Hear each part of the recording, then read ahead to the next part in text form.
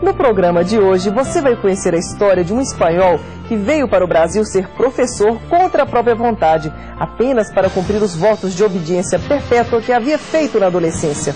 O amor por Minas não demorou a nascer no coração deste padre espanhol. Hoje, ele comemora uma estadia de quase 50 anos em solo brasileiro. Abandonou a batina, mas continua apaixonado com os desafios da educação. O momento de decisão começa agora.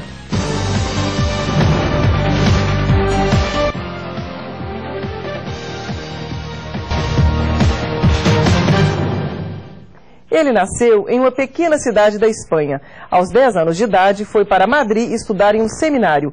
O desejo de servir a Deus deu forças a esse espanhol para viver isolado entre os muros de um mosteiro, longe da família e dos amigos. Hoje, aos 70 anos de idade, depois de viver quase 50 anos no Brasil, ele fala com saudade da terra natal, mas afirma que o coração é brasileiro. Está conosco o fundador do Colégio Magno, José Brunha Alonso. José Alonso, é um prazer tê-lo aqui no momento de decisão. Satisfação para mim. Né? Conta para os nossos telespectadores um pouquinho da sua infância. Eu nasci numa cidadezinha pequenininha. Certo. Tinha naquela época 1.100 habitantes. Como é que se chama a cidade, né? A cidade se chama Porto de Sanabria. Ah, certo. Nem na Espanha conhecem essa cidade. É tão pequenininha, está tão distante dos meios de comunicação, não tinha nem estrada para chegar lá. Que na Espanha a maioria do pessoal não sabe que existe Porto de Sanabria. E sua família são muitos irmãos? Quantos irmãos? Somos 4 irmãos, eu sou o caçula dos irmãos. Nessa cidade, todos trabalham para se manter, que é uma agricultura de subsistência. Cada um tem a sua terrinha, cada um tem as suas galinhas, cada um tem as suas ovelhas, e todos vivem com o que se produz lá na região. Daí que é uma cidade muito pequenininha, totalmente isolada e rodeada de montanhas. E a sua família é muito católica. Você foi coroinha aos 6 anos de idade, é verdade? Eu já desde os 6 anos era coroinha. e aí depois foi um pulo, então, para o seminário. Os meus pais eram religiosos, né? Naquela época, ser padre era um prestígio, ser padre na região era uma coisa realmente fantástica, em questão de prestígio pessoal e familiar. Então, aos 10 anos de idade, você foi para Madrid. E aos 10 anos, o vigário de Porto de Sanabria já me buscou um lugar num seminário perto de Madrid, e aos 10 anos fui para lá.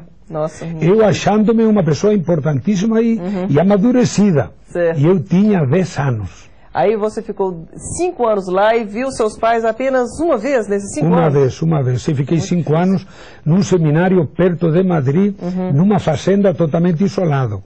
Meus pais foram uma vez a me visitar. Era muito difícil. Naquela época era muito difícil viajar, ir de um lado para outro. Certo. E eu recebia visitas de minha irmã, que morava em Madrid, uma vez por mês. Ficava 2 horas. Pelo menos tinha irmã próxima, né? E então eu ficava com ela e com meu cunhado e uma sobrinha. Ficava 2 horas, estavam comigo, eu animadíssimo. E esse foi o meu contato com meus pais nesses primeiros 5 anos. E aí depois, daí até você vir para o Brasil, o que mais? Depois ainda passei 7 anos num mosteiro famoso, tradicional, do século XVI, onde estudei 3 anos de filosofia e 4 de teologia. Também metido dentro dos muros de um mosteiro construído pelo rei Filipe II no século XVI. E aí como é que foi então a decisão de vir para o Brasil? Você não queria vir? Não, mas decisão nenhuma, não é? Eu não tive decisão. Quando eu terminei o seminário, eu sonhava em ficar na Espanha com minha família. Claro. Tinha projetos. E de repente me chama um superior e me diz: Alonso, você está destinado a ir ao Brasil. Certo. Eu naquele momento comecei a chorar, desconsolado, totalmente descontrolado emocionalmente. E aí você tinha quantos anos? Eu tinha 24. Então eu pedi ao padre superior que por favor que não me mandasse. Certo.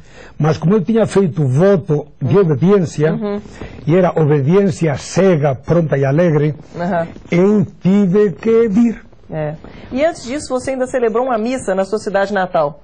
Conta pra gente como é que foi. Quando você chegou na cidade natal, você fez a sua despedida, como é que foi isso? Eu voltei na minha terra a celebrar a primeira missa. Certo. Aí você se lembrava da cidade? Estou rindo ainda. Depois de 13 anos que eu saí de lá, voltei a celebrar missa. E eu fiquei surpreso. Eu imaginava que era uma cidade grande, a torre da igreja muito alta. Porque você era muito pequeno, né? Então a cidade Claro, toda devia parecer grande. Eu saí com 10 anos, achava tudo grande. Havia uma casa de 3 andares, certo. me parecia altíssima. Quando eu voltei e vi tudo aquilo que era pequeno, baixo, eu realmente fiquei muito, eu diria que decepcionado, né? Porque a minha fantasia de criança de 10 anos me fez imaginar que era uma cidade grande e tudo grande. Depois percebi que era muito pequeno. Foi uma emoção para mim muito grande voltar à minha cidade de nascimento depois de 13 anos sem voltar. Aí você fez a sua despedida e veio para o Brasil. Como é que foi a sua chegada aqui no Brasil?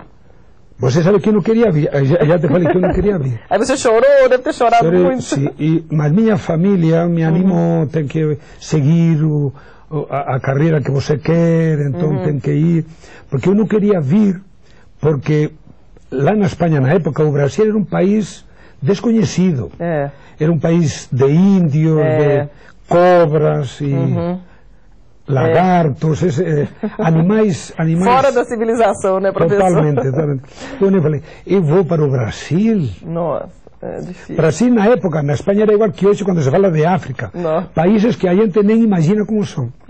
Então, eu pensava do mesmo jeito. Então vim para cá. E aí você chegou aqui? Eu vim de navio, passei 11 dias de navio. Já vim direto para Belo Horizonte. Certo. Isso foi em dezembro do ano 58.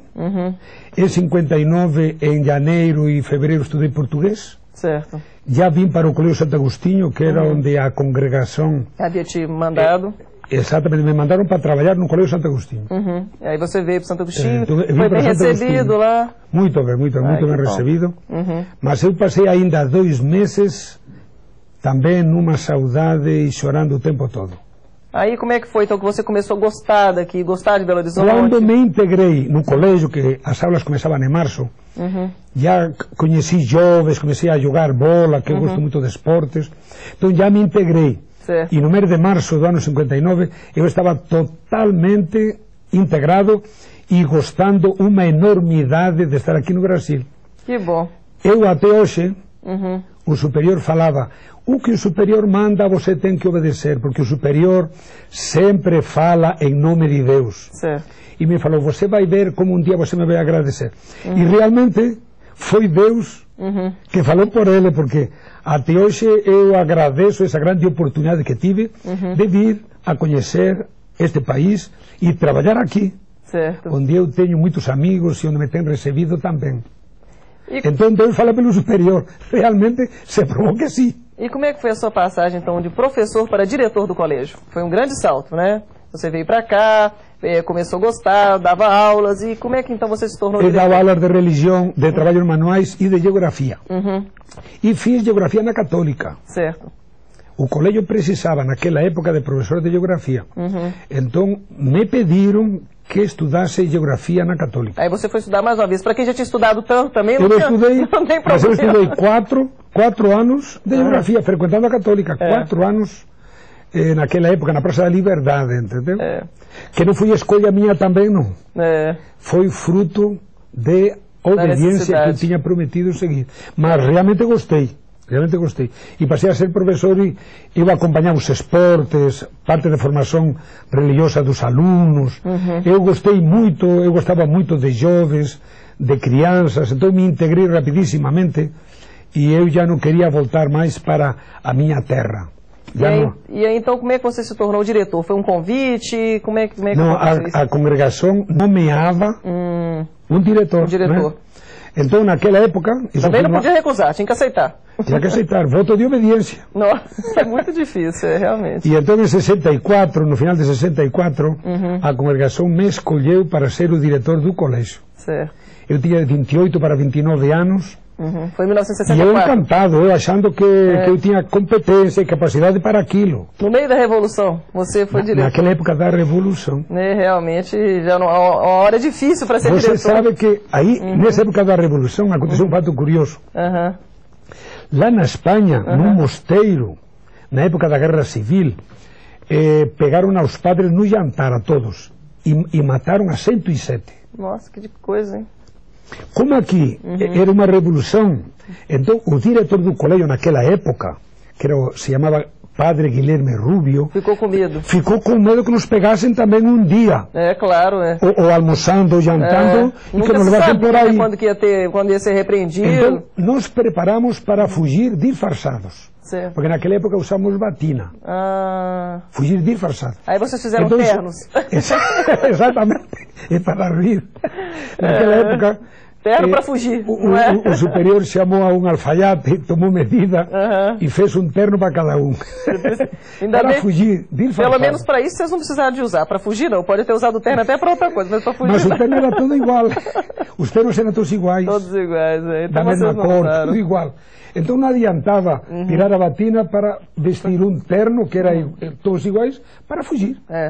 Eu lembro disso, hoje aquele superior era muito evoluído.